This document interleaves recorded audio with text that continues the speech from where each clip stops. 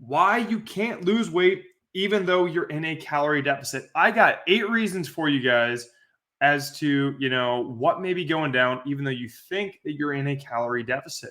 So the first one, number 1, and I'm starting this off with these are a lot of things that I've seen after coaching over 1,200 people in the Healthy Flesh prescription. And so these are some of the commonalities we'll see when someone's, really struggling to lose weight. Some of the most common things. So the first one is going to be, you're not weighing your portions. So this would just be blanket statement. You're not weighing out your food pretty much. And so I can tell with this, the first time that I started tracking, I got a food scale. I believe it was like some cereal, maybe it was like Fruit Loops or something. Cinnamon Toast Crunch or S'mores are probably the best cereals out there. Reese's Puffs is good.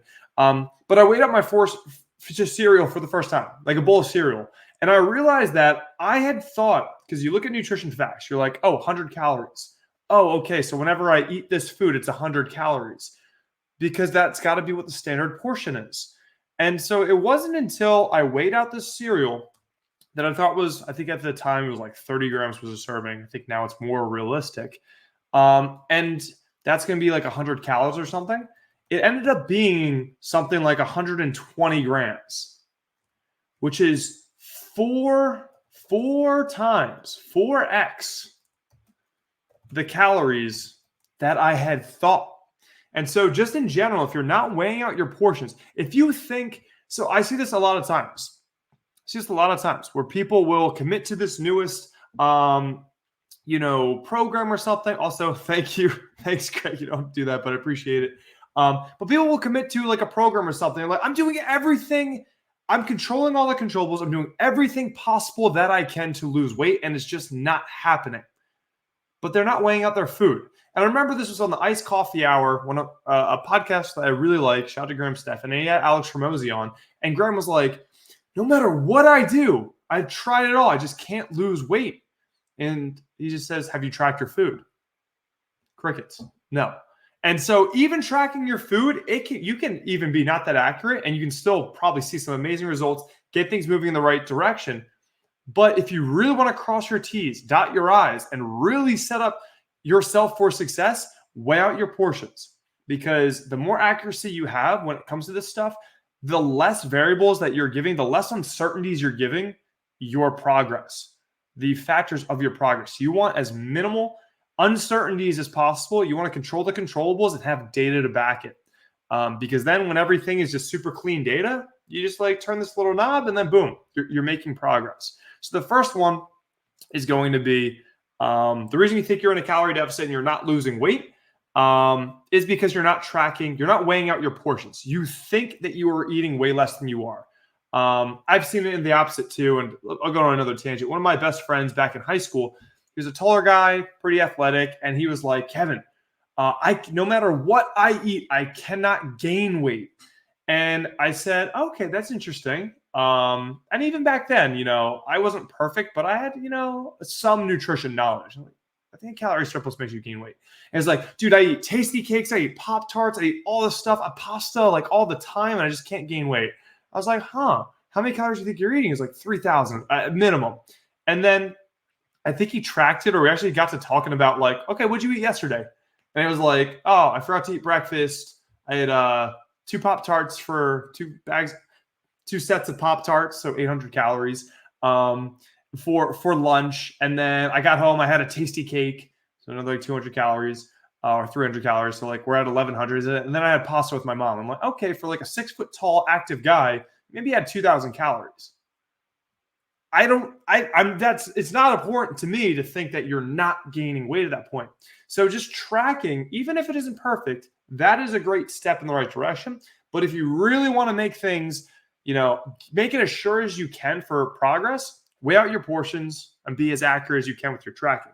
Number 2, the reason that you can't lose weight, even though you're in a calorie deficit, or so you think, is you only track 5 days a week. You're only tracking 5 days a week. And I've seen this a lot. Maybe it's not even the tracking piece, but I've seen this countless times. Kevin, I eat so healthy and I just don't know why I can't lose weight. And I'm like, okay, cool. She's like, yeah, I have the meal prep. My breakfast is the same every morning. I go into work, I eat the same thing, and then I come back and I eat a pretty clean dinner because it's like 5 p.m. or so, and I don't have much time and maybe a little snack. I'm like, okay, cool. What'd you have on Saturday? And then just, me and my friends, we got together and there was a party. It was actually a birthday party. And then like, we had to have some birthday cake with the kids. And then also like, went out for drinks. Or, Friday we had happy hour and I had all you can eat mozzarella sticks and I had like 3 drinks, all them Long Island iced teas. So that's 1,000 calories of drinks. So a lot of times, Monday through Friday, sometimes is the story we tell. Saturday and Sunday is the kind of story we don't tell, which is what, 30-something% of our week, or was it 27%? I don't know. But those 2 days can be very impactful. If you are eating, let's say 1,500 calories a day, Monday through Friday, let's say you don't go to happy hour on Friday. And then Saturday and Sunday, you're having, let's say, make this math easy. No, it's not going to be easy. 3,000 calories on both those 2 additional days. Then your weekly average is going to be something much higher than what you actually think that's going down. So in this case as well, you may be great Monday through Friday, but it takes a 7-day calorie deficit to actually see progress week over week. And I've seen this. Hey, I'm 200 pounds on Monday, and then I get down to 196 on Friday, and then I just keep gaining that weight back, and I'm 200 again on Monday. And you just keep doing the same kind of system, same situation. And that's because the volume of food, the weight of food in your GI is not 4 pounds of body fat we're playing with. It's the extra additional weight of food that then passes and all those things, but then you're also calorie deficiting off the fat. It's not four pounds of fat we're playing with. So with that being said, you're only tracking 5 days a week. So if you're only looking at the 5 days a week and you're ignoring those 2 days and saying, I did so good Monday through Friday that it doesn't matter, that's why you're not losing weight on a consistent basis. You're not losing fat. Could be one of the reasons. Number 3, you're tracking. So you're doing a good job, but you're tracking your cooked meats or your cooked foods as raw. So it's just like if you're tracking on MyFitnessPal or something, they usually give raw weights and cooked weights. So an example here is 4 ounces of raw chicken is something like, I think it's usually like 120 calories. So let's say that you have, and this is a low amount of calories for like a meat. So chicken breast is very low in calories. So I think 4 ounces, 120 calories. Let's play something that's more calorie dense. We're gonna do ground beef. Let's say it's 200 calories of ground beef. So if you do raw ground beef, so 4 ounces of raw cooks down to 3 ounces cooked. And it's going to be the same calories. So 200 calories for 4 ounces. It's going to be 200 calories when it's 3 ounces after it's cooked. It loses water weight typically. Now, let's say that, 12 ounces of ground beef, it's a pretty good amount. That's 600 calories. Now, if you track this incorrectly and you tracked the 12 ounces of cooked, so you have 12 ounces of cooked, but you forget the proportion, then that's going to be 800 calories of food that you're tracking 600. So you're pretty much under tracking by 200 calories. So it's important to just know that your cooked meats and your raw meats, it's different. And just like kind of knowing what you are weighing out. Typically, if it's unsaid, it's going to be raw. The USDA database, those things, it tends to be raw if it's unsaid. So you just want to know that 4OZ raw equals 3OZ cooked. So remember that, and that can be helpful because that right there is an increase of 33%. But it also depends, how much you eat. But no, it's actually always 33%. That's how math works. So make sure that you're again, it comes down to the accuracy piece, just like number 1, be accurate. But that's one of those kind of unsaid things that just people aren't always privy to. Number 4, this is a big one. This is a huge one.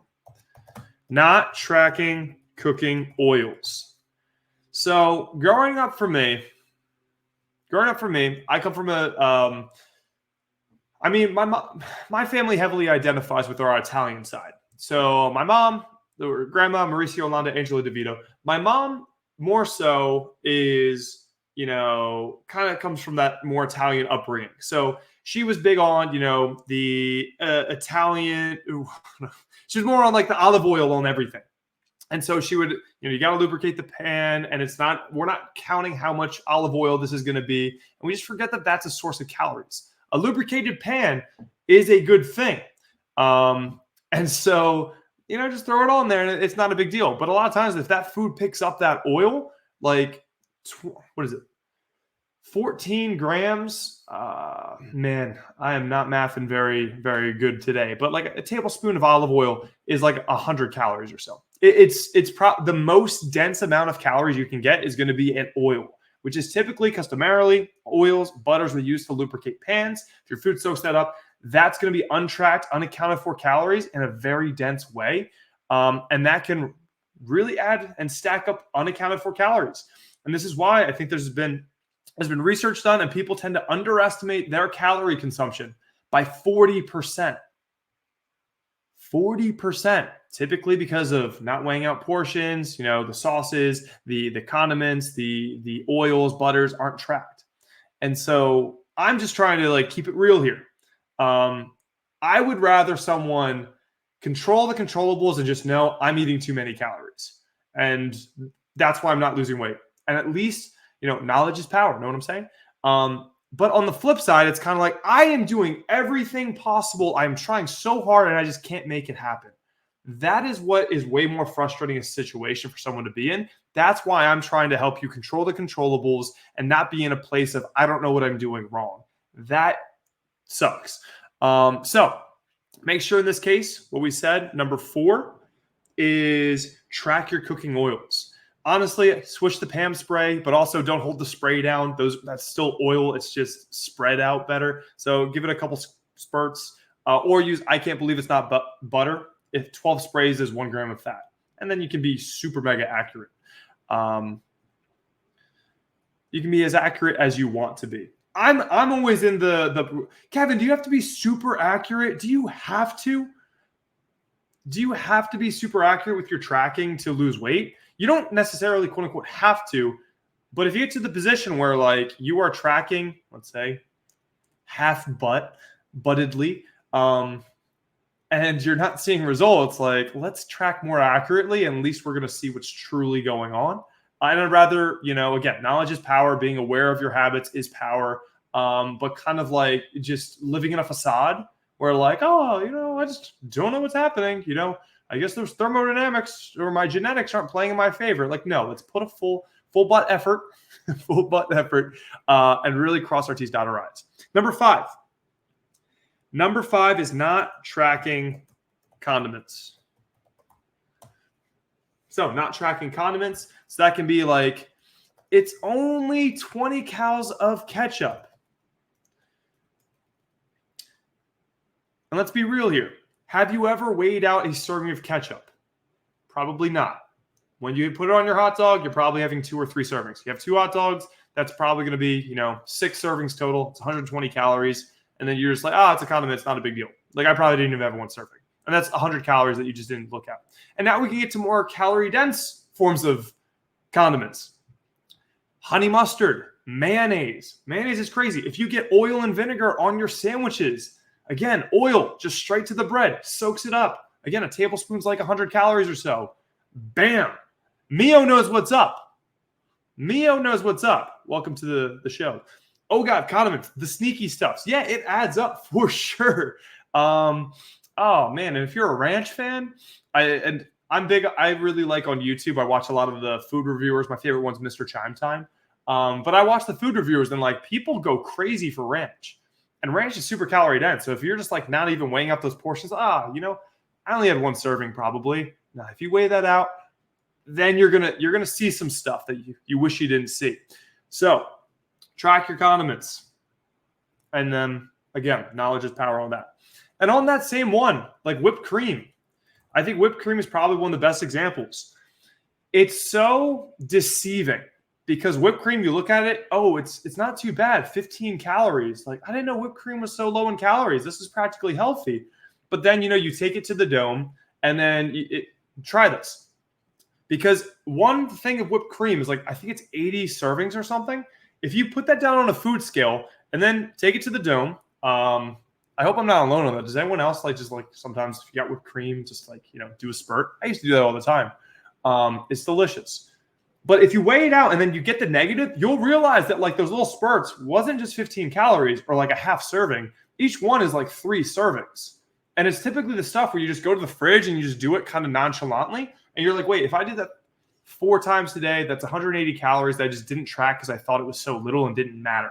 These little things add up. So when tracking condiments, it's the whipped cream effect.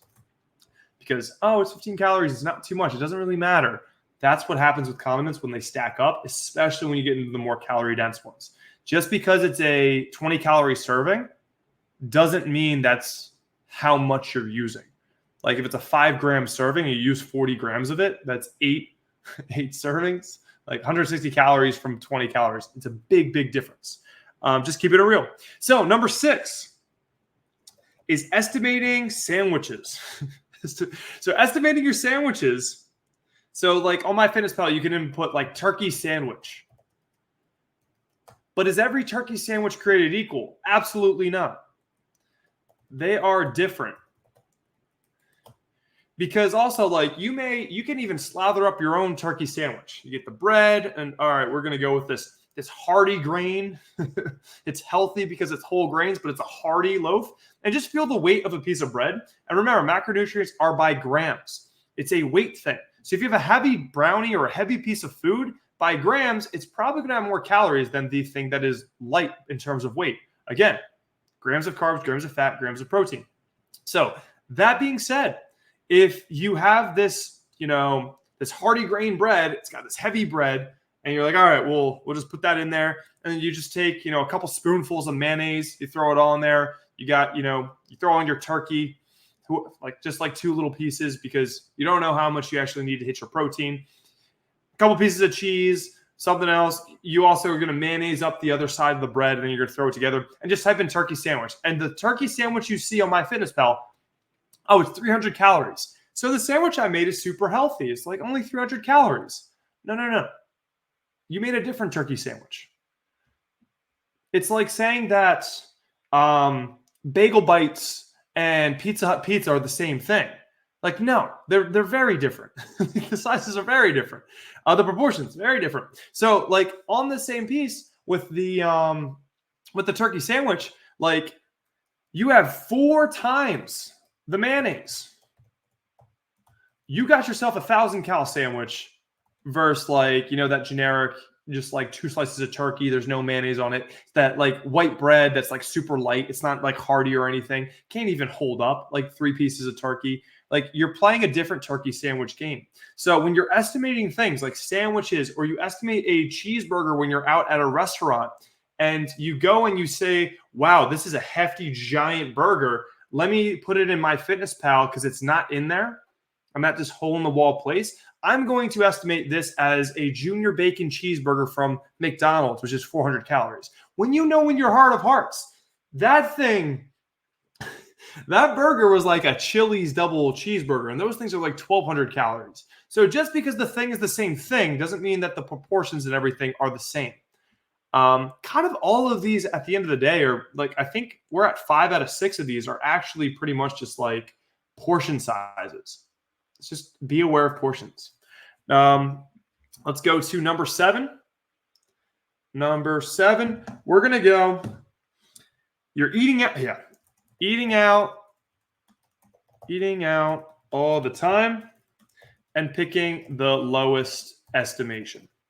So this one just means if you're going to a hole-in-the-wall place that doesn't have nutrition facts or anything, and then you order the chicken Alfredo, and you're I don't know how many calories this is. I'm just going to estimate it with an input on MyFitnessPal. Type in chicken Alfredo, and you see 10 of them. And here's what I recommend, or here's what not to do, and here's what I recommend. So you type in chicken Alfredo, and then you have selections ranging from 300. You got some TV dinner chicken Alfredo. And then on the top end, you have like what? Cheesecake Factory's chicken Alfredo, which is like 1,500 calories probably, or 1,400. And so you're like, okay, I'm at this restaurant, chicken Alfredo. Let me just take like, the second lowest or the lowest calorie option because it's all chicken Alfredo. So like, yeah, this giant plate of pasta, let's go with the 300 calorie option. So that's what I wouldn't recommend to do because you probably just underestimated by like at least 500 calories. What I would recommend to do if you have 10 options, go with the 70th percentile. And typically, probably on average over the long term, you're probably going to be in a position where you're overestimating rather than underestimating, which just means you're going to lose fat a little bit faster. Darn it. But that's what happens when, sometimes just be realistic with those estimations that you use. Next up, we're rolling. We got number 8, the last one. I think I wanted to end on a good one. So, yeah, the snacking isn't tracking. So, this is the snacking isn't tracking is kind of like me in the whipped cream scenario where I just go over to the, I'm just like grazing. I'm bored today. I go over to the fridge and then I just like I take the whipped cream and I just like, I get a little whipped cream. Or like I go in and I grab into the pantry and I grab like a little handful of cereal. It's not so much cereal that I need to track it. It's probably less than a serving. Or you go grab a handful of nuts. So you just grab some peanuts out of the pantry. And it was just like, a little bit. It can't be much. But you do this 4 times in a day. Say the cereal, a half handful is 50 calories. The half handful of nuts is going to be probably 100 calories. Nuts are very dense in calories. Or, the whipped cream stuff we talked about is probably 30 to 45 calories every time you do it. So that all adds up. But when we have these snackings, or let's say too, someone you're watching TV with and they're snacking on something and you then take a couple pieces and you're like, it wasn't really that much. It adds up over time. That's kind of like the tracking the snacks. So if you're not tracking the snacking, then you're in a position where you're definitely going to be underreporting. I actually got a bonus. This comes from like kind of an experience that I've had in the past. Like you're not tracking your alcohol consumption.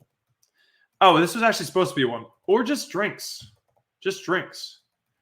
Like, apple juice, it's healthy because it's fruit. But no, it's just as calorie dense as soda, non-diet soda. Or like we've had a situation where we've worked with somebody and at the end of the program, they didn't lose too much weight. And we were like, man, that was interesting. Like, is there anything else that you've been consuming or like anything? And I was frustrated. It didn't come out till like towards the end of the program. Oh yeah, I have like an IPA every day. You're like, wait, what? And you didn't track that ever? Oh yeah, because it's not like that big of one. And then we Googled what it was. It was like 250 calories every day. And we're like, well, that can wipe your deficit out a little bit. Some days you having 2 or something. So alcohol calories add up tremendously fast, especially with mixed drinks. If you have a soda or 2 at dinner, that's 240 calories if you have 2 sodas. So in this case, solution-wise, I got no problem. Personally, I got no problem with some diet beverages. I got no problem. Make your own choice. I got no problem. 0 calories, 0 calories, 0 problems.